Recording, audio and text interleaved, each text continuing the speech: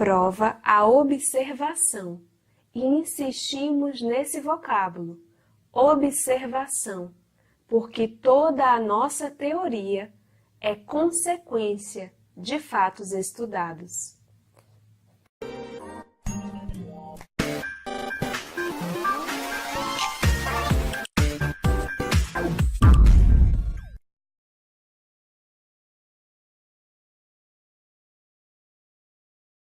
O nosso episódio de hoje é extremamente interessante. Para alguns pode parecer simples, algo que já viu várias vezes na casa espírita, nos grupos de estudo, no UESD, no estudo aprofundado, na juventude. Para outros, pode parecer um episódio complexo, mais difícil. Com o tema Teoria das Manifestações Físicas, Kardec escreveu nos meses de maio e de junho a parte 1 e 2 de conceitos extremamente importantes para a doutrina espírita. Hoje nós vamos abordar a parte 1, que está no mês de maio, e na semana que vem, no próximo episódio, nós abordaremos a parte 2. Mas vamos ao artigo. Kardec aqui está respondendo a uma dúvida, a uma questão dele e de várias pessoas da época dele, e que acreditamos que ainda hoje suscite dúvidas, mesmo entre os espíritas mais estudiosos e mais experientes. O que acontece? Quando a gente fala da influência moral dos espíritos nos nossos pensamentos, fica mais fácil para a maioria das pessoas conceber essa ideia. Quando falamos também que os espíritos desencarnados comunicam-se entre si através do pensamento, sem necessitar falar como nós, para a maioria das pessoas também é algo concebível. Mas quando falamos dos efeitos materiais produzidos por espíritos desencarnados, os ruídos, as pancadas, as materializações, aí a coisa parece ficar um pouco mais complexa. E essa dificuldade de compreender, de conceber que os espíritos desencarnados produzam efeitos ditos materiais, físicos, se devem muito a algumas premissas que adotamos. Primeiramente, a gente precisa desconstruir um pouco a nossa ideia de matéria. Esse é um conceito que já modificou muito. A matéria está cada vez mais imaterial, cada vez menos concreta. Eu lembro na época da faculdade de psicologia, mas que eu também estudei um pouco de física quântica, que tudo que eu pensava, tudo que eu entendia como matéria, caiu por terra. E eu acho que é importante a gente ver com os universitários um pouco sobre isso antes de adentrar o raciocínio de Kardec. Acho que vai facilitar a nossa vida. Dá uma conferida aqui. Now remember that all the Newtonian concepts were based on things that could actually be seen, or at least visualized. But what they were now finding in this strange and unexpected world were concepts that could no longer be visualized. And when they went on battling with this absurd phenomena of atomic physics, they were forced to admit to themselves that they didn't have a language, not even an adequate way of thinking to describe their new discoveries. They were forced to think in entirely new ways in terms of radically new concepts. To understand why matter is so solid, they had to question the conventional ideas about the very existence of matter. And after many frustrating years, they were forced to admit that matter does not exist with certainty in definite places, but rather shows tendencies to exist. Tendency? What the hell does that mean? Now let's say we want to observe an electron out there Now, we cannot say that it is in a definite place. We can rather say it has a tendency to be out there in the front rather than in the back. Or here to the left rather than over there to the right. In scientific language, we actually don't speak about tendencies, we speak about probability. Agora que eu já dei uma bagunçada na sua cabeça, ou que você já reviu aquilo que você já sabia, vamos ao raciocínio de Kardec. Primeiro ele diz assim: a dificuldade que nós temos de conceber que os espíritos desencarnados sejam capazes de produzir efeitos materiais, efeitos físicos, é porque a ideia que nós temos dos espíritos também pode estar um pouco equivocada. Então vamos confundir e bagunçar ainda mais. Pense rápido. O espírito é a ausência completa da matéria? Verdadeiro ou falso? Disse que o espírito é a ausência completa da matéria. Portanto, não pode agir materialmente. Ora, aí está o erro. Imaterial não é bem o termo. Incorpóreo seria mais exato, pois deveis compreender que, sendo uma criação, o espírito há de ser alguma coisa.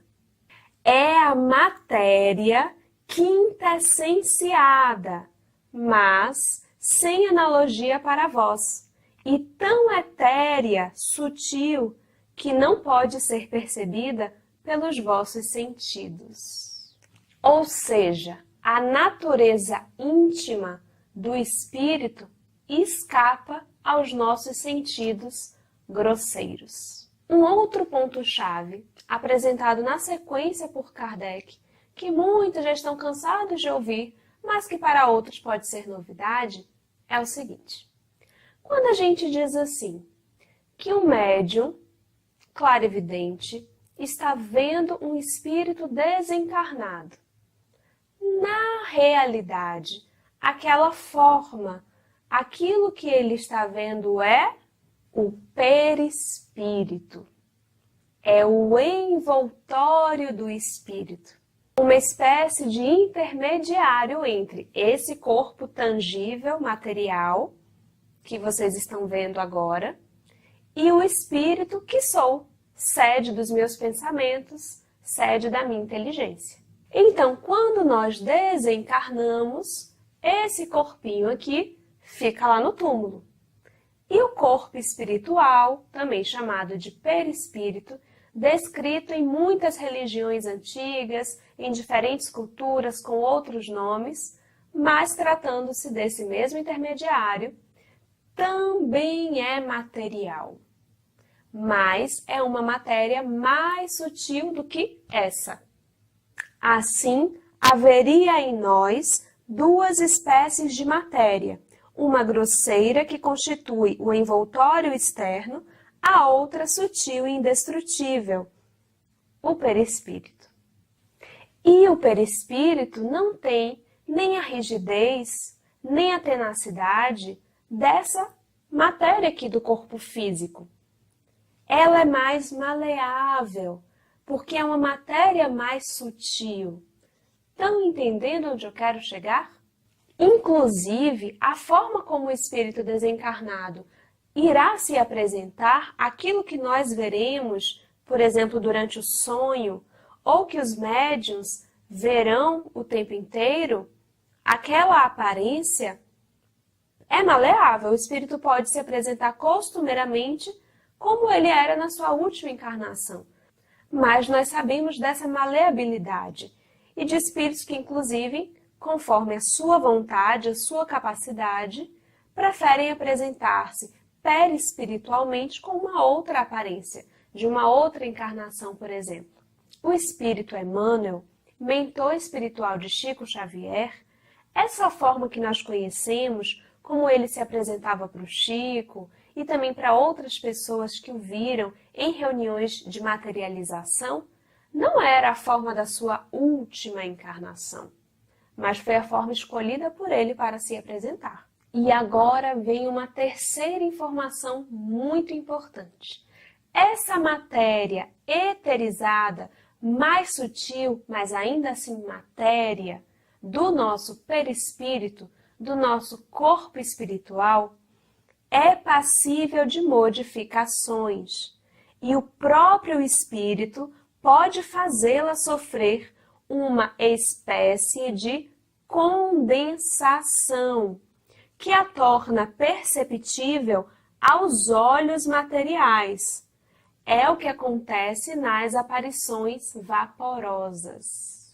Kardec usa os termos condensação, solidificação da matéria eterizada, porque não tem outras palavras que ele conheça para expressar essa ideia, por mais que não seja realmente uma condensação. Mas é como se aquela matéria sutil, invisível aos nossos olhos materiais, a partir de uma modificação que é feita pelo próprio espírito desencarnado, e que nós veremos na semana que vem como ele faz isso, utilizando-se do fluido cósmico universal e dos fluidos de algum médium presente, que às vezes inconscientemente disponibiliza, emana o seu próprio fluido. Ele vai transformar, modificar a matéria do seu perispírito, do seu corpo espiritual, e os nossos olhos materiais, os nossos olhos físicos, serão capazes de ver. Ou seja, numa reunião dessas, numa reunião de efeitos físicos, é como se nós estivéssemos aqui, várias pessoas, independente de ter mediunidade de visão, de clarividência, e todo mundo visse esses espíritos. E mais ainda, nessa modificação, nessa materialização, digamos assim, do perispírito, do espírito desencarnado, existem casos em que essa matéria se torna tangível. Somos capazes de ver e de tocar. E ainda digo mais. Existe um livro, existem mais livros, mas gostaríamos de indicar um especialmente, do William Crookes, em que ele pesou espíritos desencarnados, materializados, que se submeteram a essas experiências científicas e que foram pesados, na balança, pesados. Essa condensação ou solidificação da matéria eterizada é apenas temporária ou acidental, visto não se encontrar em seu estado normal. E por fim, Kardec diz o seguinte: é uma nova ordem de ideias que está fora da alçada das ciências exatas, do paradigma antigo cartesiano. Eis porque essas ciências não nos oferecem aptidão especial para as apreciar. São precisos óculos novos, um novo paradigma. Aquele paradigma antigo não dá, a caixinha não cabe. Deixa essa caixinha lá, bagunça tudo aí e aguarda o próximo episódio que a gente continua com esse tema.